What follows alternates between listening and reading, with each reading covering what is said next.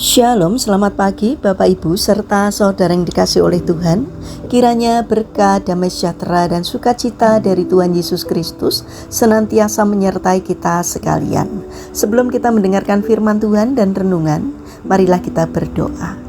Tuhan Allah Bapa yang Maha Baik, kami sungguh bersyukur atas kebaikan dan kemurahan-Mu, karena Engkau Tuhan yang selalu melindungi, menolong dan menopang kami. Terima kasih untuk setiap kebaikan-Mu ya Tuhan. Jika saat ini kami akan mendengarkan firman-Mu, urapilah kami dengan Roh Kudus-Mu agar kami dapat mengerti dan memahami apa yang Tuhan sampaikan kepada kami, sehingga iman dan karakter kami semakin hari semakin bertumbuh di dalam Engkau dan menghasilkan buah sesuai dengan apa yang Engkau inginkan. Mampukan kami untuk menjadi anak-anak-Mu yang mentaati firman-Mu. Terima kasih Tuhan, di dalam nama Tuhan Yesus Kristus kami berdoa. Amin. Bapak Ibu serta saudara yang terkasih, bacaan firman Tuhan saat ini diambil dari TB2, Kitab Pengkhotbah pasal 8 ayat 12. Demikianlah sabda Tuhan. Walaupun orang berdosa yang 100 kali berbuat jahat hidup lama, aku tahu orang yang takut akan Tuhan akan baik keadaannya, sebab mereka takut terhadap hadirat-Nya. Tema renungan saat ini adalah hidup berkualitas di hadapan Tuhan. Bapak Ibu serta saudara yang dikasihi oleh Tuhan Yesus Kristus, setiap orang tentu menginginkan hidup panjang umur. Umur yang panjang sering dianggap sebagai tanda berkat dan kesempatan untuk menikmati lebih banyak hal dalam kehidupan. Namun pernahkah kita berhenti sejenak dan bertanya, untuk apa umur panjang itu jika tidak disertai dengan kualitas hidup yang baik? Ada sebuah kisah menarik tentang seorang nenek yang bernama Levimia Rotundo yang telah aktif bekerja hingga usia 100 tahun. Ia bekerja sebagai manajer di sebuah usaha laundry sejak tahun 1950-an. Setiap hari ia bekerja dari pagi hingga sore, bahkan mencapai 66 jam dalam seminggu. Hasilnya ia tetap sehat, aktif, dan tidak mengalami kepikunan. Kisah ini menunjukkan bahwa hidup yang panjang akan berarti ketika diisi dengan aktivitas yang bermakna dan sikap hidup yang positif. Namun firman Tuhan di dalam Kitab Pengkhotbah pasal 8 ayat 12 mengingatkan kita bahwa panjangnya umur bukanlah jaminan kebahagiaan atau kebaikan hidup. Bahkan orang yang hidup dalam dosa pun bisa memiliki umur panjang. Tetapi yang terpenting adalah bagaimana kualitas hidup seseorang di hadapan Tuhan. Alkitab dengan jelas menyatakan bahwa orang yang takut akan Tuhan akan mengalami keadaan yang baik karena mereka hidup dalam kesadaran akan hadirat-Nya.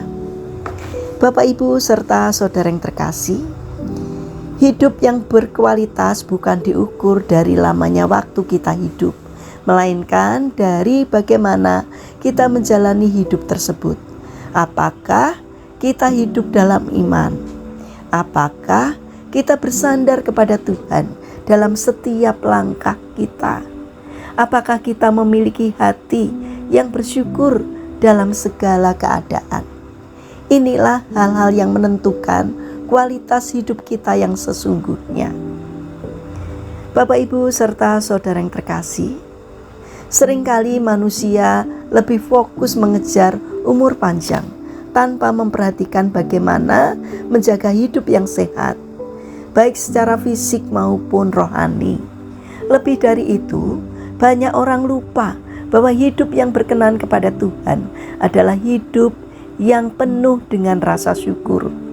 Orang yang bersyukur akan lebih mampu menikmati hidupnya, tidak mudah mengeluh, dan melihat setiap keadaan sebagai kesempatan untuk merasakan kebaikan Tuhan.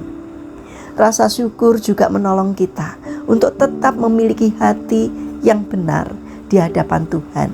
Ketika kita bersyukur, kita mengakui bahwa segala sesuatu berasal dari Tuhan dan berada dalam pemeliharaannya. Dengan demikian, kita tidak hanya hidup untuk diri sendiri, tetapi juga untuk memuliakan Tuhan dalam setiap aspek kehidupan kita. Karena itu, marilah kita tidak hanya mengejar panjangnya usia, tetapi juga membangun hidup yang berkualitas di hadapan Tuhan. Mari kita hidup dengan takut akan Tuhan, berjalan dalam kebenarannya, dan senantiasa mengucap syukur atas setiap berkat yang telah kita terima. Dengan demikian, hidup kita akan menjadi berarti, penuh damai sejahtera, dan berkenan di hadapannya. Mari kita berdoa. Tuhan Yesus yang Maha Baik, tunjukkanlah jalan-Mu kepada kami, supaya kami hidup menurut kebenaran-Mu dan memiliki hati yang selalu bersyukur. Bapa yang Maha Baik, kami mendoakan bagi mereka yang mengalami permasalahan dan kesulitan hidup. Kiranya Tuhan berkenan hadir untuk memberikan pertolongan kepada mereka. Bagi mereka yang terbaring sakit atau lemah fisik, kami memohon belas kasih dan kemurahan-Mu.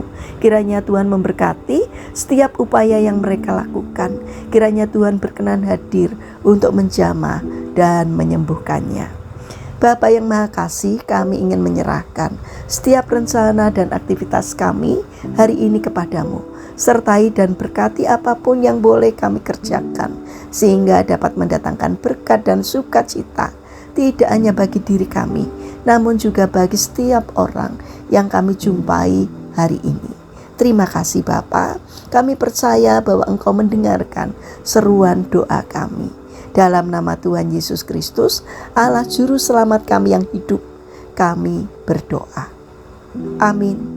Puji Tuhan, Bapak Ibu serta saudara yang terkasih, selamat hari Minggu, selamat beribadah. Kiranya firman Tuhan dan renungan hari ini dapat menjadi berkat bagi kita semua.